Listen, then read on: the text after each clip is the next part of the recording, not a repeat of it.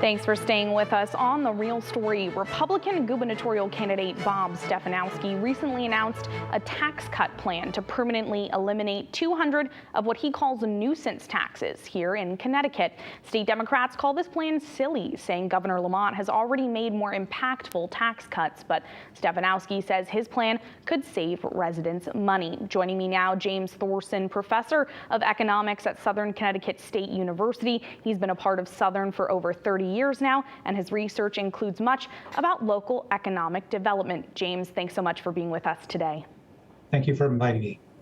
This tax plan introduced by Stefanowski to cut the bottom 200 taxes here in Connecticut. He cited a study by Yankee Institute, a conservative policy group based in Hartford, claiming there are over 340 taxes in the state. Stefanowski says the 200 smallest of those deliver less than 0.25% of the total revenue, just about $50 million. So is this true, James? How many taxes do we really have here in Connecticut? Well, we have a lot of different taxes. I think some of the stuff on the Yankee Institute list are more user fees. So, for example, one of my favorite ones is the interior designer fee. Okay, you can have a business do an interior design, and you don't need any license from the state. But to call yourself a certain title, you have to pay them $190. So the only people paying it are those who are interested in paying it. So is that a tax, or is that just essentially a sale the state is making? You mentioned that fee for interior designers. Those 200 taxes, in the details, though, they're over $36,000 generated a year from that licensing fee for interior designers. Like you mentioned, $210 in total fees raised by licensing witness escorts in court, more than $14,000 from licensing hypnotists. These are very specific. Would eliminating these taxes actually save money for everyday residents? This would, save money for a subset of people, but most residents wouldn't see, any real benefit to this. There's a general question of, what things should we regulate and what should we charge fees for? But this is not going to have a big impact one way or the other on the average resident of Connecticut. So would this impact you? So this wouldn't impact you if you're not, for example, an interior designer?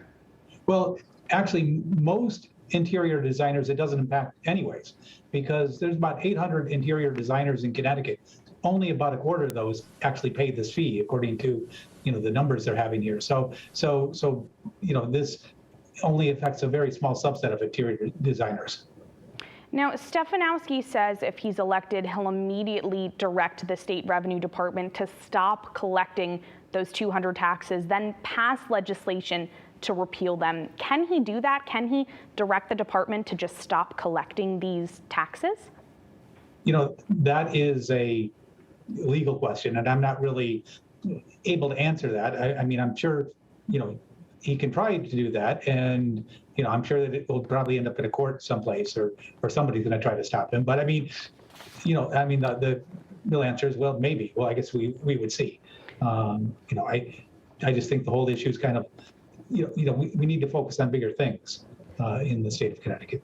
So you mentioned calling these 200 small taxes user fees. Can you explain a little bit more about that, about why that's how you decide to reference them? Okay, well, some of them may well be taxes, but, for example, some of in these small areas are, fees when the state rents out property. Some of these things are, fees for, licenses of certain businesses. And, I think the broader question is, are these businesses or professions things that need to be licensed? Okay, so for example, we don't bring in a lot of money for licensing hypnotists. Well, a more important question is do we need to license them in the first place? Do we just let anybody call themselves a hypnotist? And I don't, know enough one way or another to say yes or no.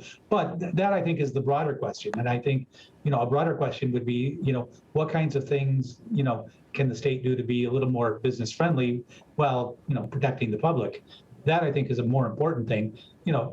Some things on this list may well be dumb things that the state is doing that we ought not to be doing. But to wholesale say, okay, we're going to get rid of these 200 things, I think is a little broad and is stretching a bit.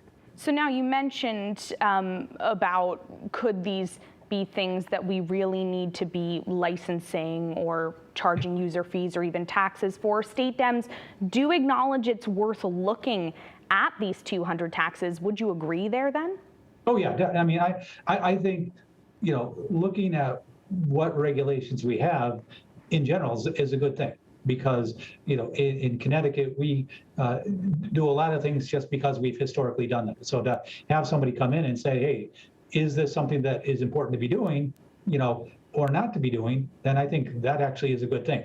But kind of a simplistic, let's just get rid of these 200 things. I'm not sure this makes a lot of sense because I don't see some of these as burdensome as is being portrayed.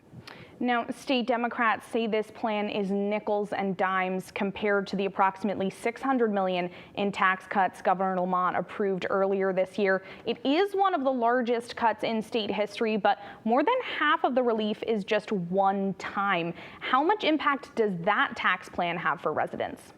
Okay, well, a lot of residents are going to see more impact on that. Now, a lot of them probably won't see the impact until they file their taxes in the spring next year. But, this one, has the potential to save, a few $100s for, a number of people. For example, for lower income retirees who get pension income, they're going to save some taxes on some of their pension income and so forth. So there is, some things that, could have a significant impacts on people's tax bill. And do you think there's any reason to look at bringing some of those cuts in full time as opposed to just one-time relief, as I mentioned?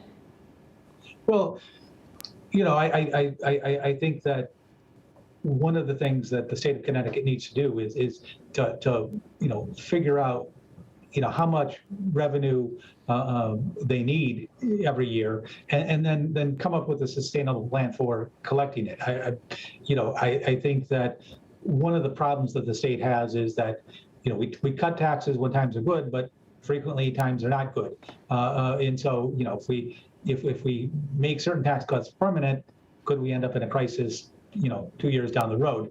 That's what I think has to be looked at very carefully. I think trying to avoid those type of crises is most important first, so that we have at least some stability, in what we can expect to pay. You mentioned that surplus. I know Stefanowski has brought up using more of that money to give back to people. He says Lamont is being like Santa Claus and just doling it out in small doses. You're saying we should conserve some of that surplus going forward for years when maybe we don't have as much money? Well, I just think we need to get the finances just on a more stable level. So could that mean conserving some of it for the future? Could it mean, figuring out a way to deal with the fact that our revenues are often much more volatile than our expenditures and so forth? I just think a comprehensive look at our tax system would be a good thing. Stefanowski did acknowledge these taxes in total aren't a lot of money, but he says they add up to administrative effort, making Connecticut more difficult for businesses and residents. In your opinion, are there some tangible tax relief efforts state government should be making? Well, I definitely think that one of the things that the state government needs to do is look at some of our processes and see, given that we've lost a fair number of employees, the question is, do we need to replace everybody that's left? Can we find more efficient ways of doing things? And then, if that, reduce spending significantly, then I think one could look at, doing things like lowering marginal tax rates, which, would save people money across the board. Do you think there's a tax cut plan that's more effective between these two candidates, one or the other, or is it a little bit of both? I think it's a little bit of both. I don't, I'm not sure, both of them, have their flaws. I mean, in the Lamont plan, some things are kind of temporary. The Stefanowski plan, it's going after a lot of little things which, probably aren't having a big impact on the state one way or the other. I think there's bigger fish to fry there. Thank you again for joining us, James. I really appreciate it. My pleasure. Thank you. Well, that does it for us on The Real Story. If you want to watch these segments again, head to fox61.com or download the free Fox 61 News app and watch The Real Story every Sunday at 10 a.m. right here on Fox 61. Have a great rest of your morning.